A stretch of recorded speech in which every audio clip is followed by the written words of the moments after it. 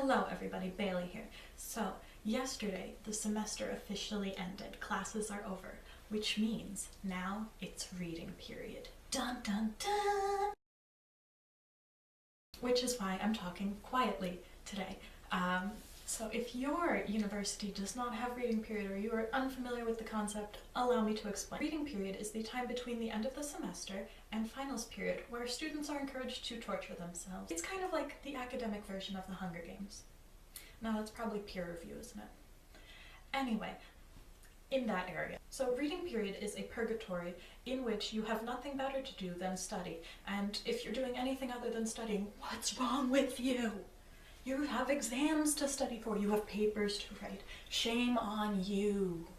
So to add to the super fun time pressure, here at Smith, during reading period we have mandatory quiet hours. So during the semester we have quiet hours, but they start at like midnight and go to like 7 a.m. It's so that you don't disturb people who are trying to sleep.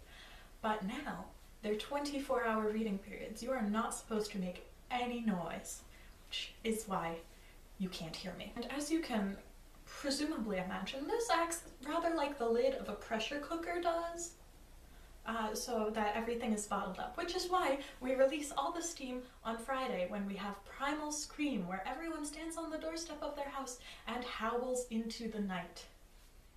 So that's where I'm at. So how on earth are you supposed to stay reasonably normal during reading period? I don't know, but I'll give you my best shot at it. So this year, unlike in years past, I don't have any exams. Instead, I have only papers, which is why I will be sitting here in this little cell for the next 2 days. With breaks, of course. Now, being around other people when I'm stressed, and they're stressed as well, usually makes me more stressed. So my general style is to do all my work in my room, or not be on campus at all. So go to a cafe downtown, or usually what I do is I go to my house, which is 200 miles away, which is just the right distance. Because if I don't do things like that, I have the tendency to overdo the alone thing, which is what I did my first semester, first year, where I stayed in my room for 2 days and only ate animal crackers. It didn't work. But while I'm working at my desk, there are some things that I like to do that help me have a break. One of them is, remember that bag of carrots? Well, I've eaten almost all of them. It's good to have a healthy snack. Not animal crackers. Fruits are good, vegetables are good, water is good. I have my secret snowflake tea here, which is good. And then the other thing I like to do is practice good posture, which is very important because bad posture actually makes me more stressed. For example, without good posture, and when my shoulders are raised, that just is more tension in my body, and it's probably like that for you too. This is a very common tension thing. So how do you keep your shoulders down?